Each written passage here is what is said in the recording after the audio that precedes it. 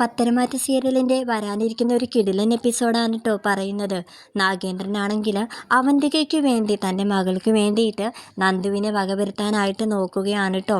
അതെ, അവന്തികയും അനിയും തമ്മിലുള്ള ബന്ധം ഊർജിതമാക്കാനായിട്ട് നന്ദു ഒരു തടസ്സമാണെന്ന് കണ്ടപ്പോൾ നന്ദുവിനെ വകവരുത്താനായിട്ട് നോക്കുകയാണ് കേട്ടോ നാഗേന്ദ്രൻ. അതിനെല്ലാം ചുക്കാൻ പിടിക്കുന്നത് ഡേവിഡാണ് കേട്ടോ. ഡേവിഡിനല്ലേലും നമ്മുടെ നന്ദുവിനോട് ശത്രുതയുണ്ട്. കാരണം ഡേവിഡിനെ എല്ലാവരുടെയും മുന്നിൽ വെച്ചിട്ടാണല്ലോ നമ്മുടെ നന്ദു അറസ്റ്റ് ചെയ്ത് കൊണ്ട് പോയത്.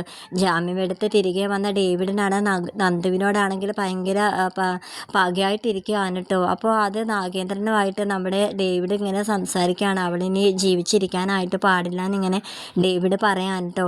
താനിത് മനസ്സിൽ കണ്ടപ്പോൾ തന്നെ ഞാനിത് മാനത്ത് കണ്ടടോ. എനിക്കറിയാം തനിക്കിപ്പോൾ അവളോട് ഭയങ്കര ശത്രുതയാണെന്നൊക്കെ എനിക്കറിയാം.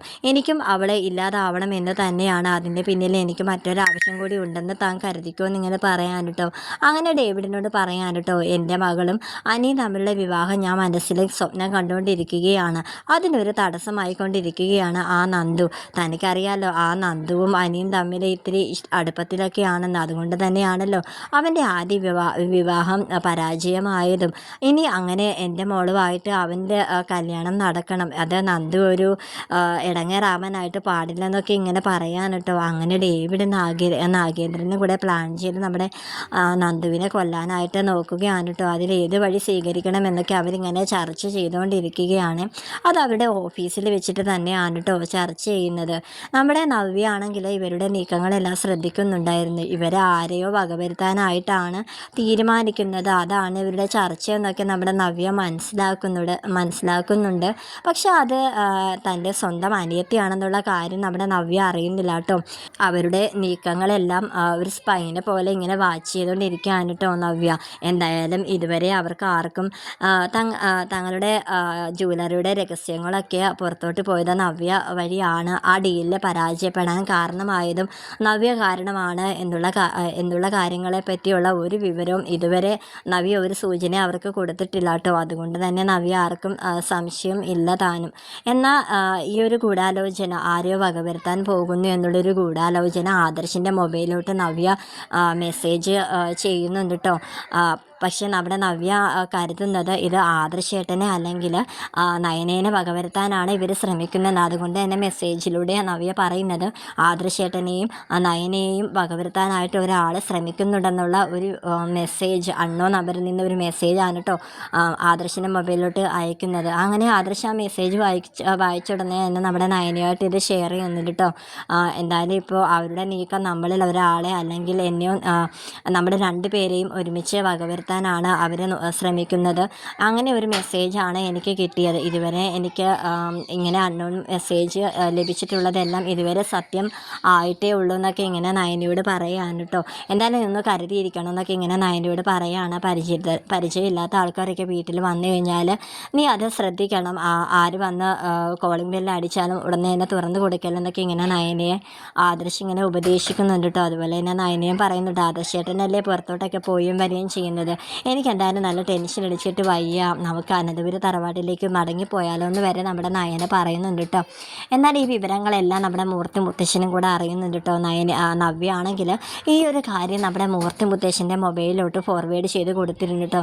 അപ്പോൾ മൂർത്തി മുത്തശ്ശൻ കരുതുന്നുണ്ട് ആരായിരിക്കും എനിക്ക് ഇങ്ങനെ ഒരു സന്ദേശം അയച്ചതെന്ന് ഇങ്ങനെ മൂർത്തി മുത്തശ്ശൻ ഇങ്ങനെ ആലോചിക്കുന്നുണ്ട്. എന്നാൽ ഇത് വെറുമൊരു മെസ്സേജായിട്ട് അദ്ദേഹം കാണുന്നില്ല കേട്ടോ.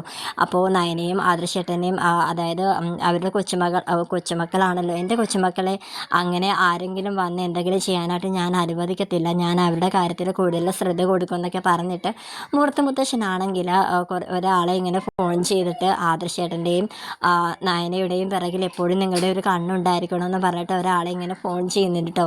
അങ്ങനെ ആദർശ് എവിടെ പോയാലും ആദർശിൻ്റെ പുറകെ ആദർശ് പോലും അറിയാത്ത രീതിയിൽ ആദർശിനെ വാച്ച് ചെയ്യാനായിട്ട് ഒരു സഹായിയെ പോലെ ഒരാളെ നമ്മുടെ മൂർത്തി മുത്തശ്ശൻ വിടുന്നുണ്ട് കേട്ടോ. ജ്വല്ലറിക്കാരെ വകവരുത്താനായിട്ട് നോക്കുന്നത് ആദർശിനെയും നയനെയും ആണെന്നാണ് കേട്ടോ എല്ലാവരും വിചാരിച്ചിരിക്കുന്നത്. അതുകൊണ്ട് തന്നെ നമ്മുടെ നന്ദുവിനെ പ്രൊട്ടക്റ്റ് ചെയ്യാനായിട്ട് സഹായിക്കാനായിട്ട് ആരും തന്നെ ഇല്ല.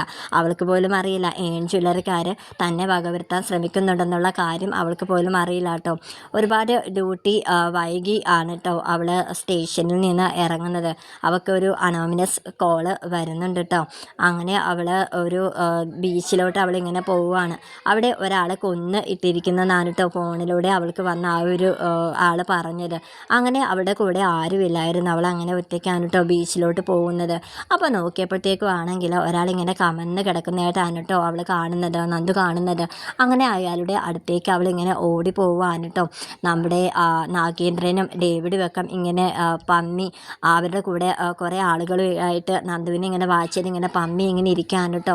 ഒരു ഗുണ്ടയായിരുന്നു കേട്ടോ ആ മറിഞ്ഞു കിടന്നത്. നന്ദു ചെന്നിട്ട് ആർക്കോ എന്തോ പറ്റി എന്നുള്ള രീതിയിൽ അവൾ ചെന്ന് നോക്കുമ്പോഴത്തേക്ക് കമന്ന് കിടക്കുന്ന ആളെ ഇങ്ങനെ നിവർത്തി ഇങ്ങനെ നോക്കുകയാണ് കേട്ടോ. അപ്പോൾ അവൾ നോക്കുമ്പോഴത്തേക്കും അയാളുടെ കയ്യിൽ ഭയങ്കര ഒരു വലിയൊരു കത്തിയാണ് കേട്ടോ. അങ്ങനെ അവളെ വകവരുത്താനായിട്ട് ഇങ്ങനെ കുത്താനായിട്ട് ഇങ്ങനെ ശ്രമിച്ചുകൊണ്ടിരിക്കുകയാണ്. അങ്ങനെ നന്ദുവും അയാളും തമ്മിൽ അങ്ങോട്ടും ഇങ്ങോട്ടും ഭയങ്കരമായിട്ടുള്ള ഒരു അടിയൊക്കെ ഉണ്ടാവുന്നുണ്ട് കേട്ടോ. അങ്ങനെ കത്തി കൊണ്ട് നമ്മുടെ നന്ദുവിൻ്റെ കൈയൊക്കെ ഒന്ന് മുറിയുന്നുണ്ട്. അവൾ അവിടുന്ന് അയാളെ നല്ലതുപോലെ ഇടിക്കുന്നുണ്ടെങ്കിലും അയാളുടെ ശക്തമായിട്ടുള്ള ഇടിയിൽ അവൾക്ക് അയാളുമായിട്ട് പ്രതികരിച്ച് അങ്ങോട്ട് നിൽക്കാനായിട്ട് പറ്റുന്നില്ല. അങ്ങനെ അവൾ അയാളിൽ നിന്ന് ഓടി ഇങ്ങനെ രക്ഷപ്പെടാനായിട്ട് നോക്കുന്നുണ്ട് കേട്ടോ. കയ്യിൽ മൊബൈൽ ഉള്ളത് കൊണ്ട് അവൾ സ്റ്റേഷനിലുള്ള മറ്റ് പോലീസുകാരെയൊക്കെ വിളിച്ച് നോക്കുന്നുണ്ട്. പക്ഷേ ആരും തന്നെ ഫോൺ എടുക്കുന്നില്ല കേട്ടോ.